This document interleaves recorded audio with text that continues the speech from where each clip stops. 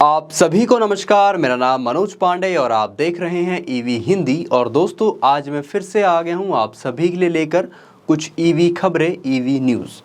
तो आज की सबसे पहली खबर दोस्तों ये है कि BYD E6 की सफलता के बाद चाइनीज़ कार ऑटोमेकर BYD की तरफ से भारत में उनकी अगली इलेक्ट्रिक कार, जो कि एक जायंट SUV इलेक्ट्रिक कार है, BYD Atto 3 को लॉन्च कर दिया गया है। ये कार दोस्तों ब्लेड बैटरी टेक्नोलॉजी के साथ आती है, जिसमें 60.48 किलोवाट आवर के लिथियम आयन बैटरी पैक का इस्तेमाल किया गया है। इस कार को आप 80 किलोवाट के DC चार्जर की मदद से 0 to 80% 50 मिनट में चार्ज कर सकते हैं, जहां पोर्टेबल चार्जर की मदद से आप इस कार को तकरीबन 10 घंटे में चार्ज कर सकते हैं, जिसके बाद ये कार आपको 521 किलोमीटर की रेंज का दावा करती है।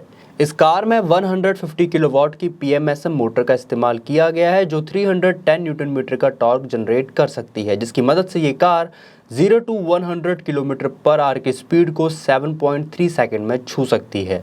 इस कार की डिलीवरीज अगले साल दिसंबर से की जा सकती है और इस कार का बुकिंग अमाउंट है दोस्तों 50,000 रुपीज़। हालांकि बुकिंग कैंसिल करने पर आपको 25,000 रुपये का ही रिफंड दिया जाएगा। इस कार का प्राइस अभी रिवील नहीं किया गया है, लेकिन एक्सपेक्ट किया जा रहा है कि अंदाजन इस कार का प्राइस 25 लाख के आसपास हो सकता है। अब ऐसे में देखना दिलचस्प होगा कि BYD Atto 3 की तरफ से किस तरह का कंपटीशन दिया जाता है टाटा की Nexon EV max, Hyundai Kona, MG ZS EV और हाल ही में लॉन्च हुई eXUV 400 को। अगली खबर दोस्तों ये है कि made in India luxury electric car Mercedes Benz EQS 580 को लॉन्च होने के 2 हफ्ते बाद ही 300 बुकिंग्स भी मिल गई है।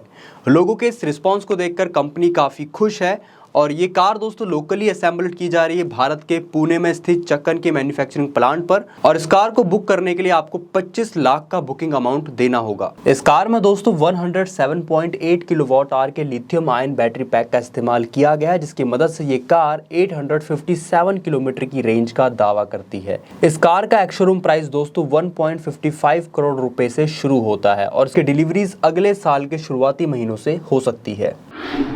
अब अगली खबर दोस्तों ये है कि महिंद्रा एंड महिंद्रा और जियो BP वेंचर के बीच एक पार्टनरशिप के तहत अब ये कंपनीज महिंद्रा की इलेक्ट्रिक कार्स के लिए चार्जिंग स्टेशंस इंस्टॉल करेंगे और शुरुआती समय में बताया जा रहा है कि 16 शहरों में चार्जिंग स्टेशंस इंस्टॉल किए जाएंगे महिंद्रा की इलेक्ट्रिक SUV और इलेक्ट्रिक कार्स के लिए। अब अगली खबर दोस्तों ये है कि देखिए, दिवाली आने वाली है और दिवाली में मुझे सबसे ज़्यादा पसंद होता था घरों में जलती जगमग जगमग रोशनियाँ। लेकिन इस दिवाली अगर आपके पास है ओला का इलेक्ट्रिक स्कूटर तो आपका सिर्फ घर ही नहीं, आपका स्कूटर भी जगमगाने वाला है, क्योंकि इस दिवाली आने वाला है ओला का नया सॉफ्टवेयर अपडेट, यानी कि MoveOS 3.0 OTA अपडेट। इस अपडेट को लेकर ओला के CEO भावेश अग्रवाल जी द्वारा कुछ हिंट्स दिए गए हैं, जो कि कुछ इस प्रकार है कि इस इलेक्ट्रिक स्कूटर में आपको hill hold control, proximity unlocks, regenerative braking version 2, hyper charging, calling functionality, की शेयरिंग और जैसा कि आइस इंजन के स्कूटर्स की मोटर का साउंड होता है उस तरह के साउंड इफेक्ट्स और इस तरह की, जैसा कि आप स्क्रीन में देख पा रहे होंगे, कलरफुल DRL लाइट्स भी देखने को मिल सकती हैं। और ये अपडेट इस दिवाली ओला की तरफ से रिलीज किया जाएगा। दोस्तों, कुछ समय पहले हमने इस चैनल पर अपने कम्युनिटी पोस्ट के माध्यम से एक पोल किया था, जिसमें हमने लोगों से पूछा था कि आपको अपना जो इलेक्ट्रिक व्हीकल है वो कहाँ चार्ज करना पसंद है, जिसमें 90% लोगों ने कहा था कि उन्हें घर पर चार्ज करना पसंद है और 10% लोगों ने कहा था कि उन्हें चार्जिंग स्टेशन पर चार्ज करना पसंद है। और इसके पीछे मुझे लगता है एक बहुत बड़ा कारण है, ये हो सकता है क्योंकि भारत का जो चार्जिंग स्टेशन का इंफ्रास्ट्रक्चर है वो बहुत वीक है। फिलहाल भारत के हर 32 इलेक्ट्रिक व्हीकल्स के पीछे सिर्फ एक चार्जिंग स्टेशन है, जो कि बहुत कम नज़र आता है।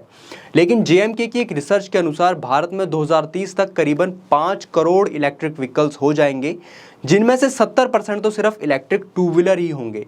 और उस वक्त हमें इनकी ज़रूरत को पूरा करने के लिए कम से कम 20.5 lakh 20.5 lakh electric charging stations की ज़रूरत पड़ने वाली है। तो फिलहाल तो ये number of charging stations Bharat में बहुत कम है, लेकिन जिस तरह से लोग EV की तरफ अपना रुख कर रहे हैं तो बहुत सी कंपनीज भी ऐसी आ रही हैं जो चार्जिंग इंफ्रास्ट्रक्चर को बढ़ा रही हैं।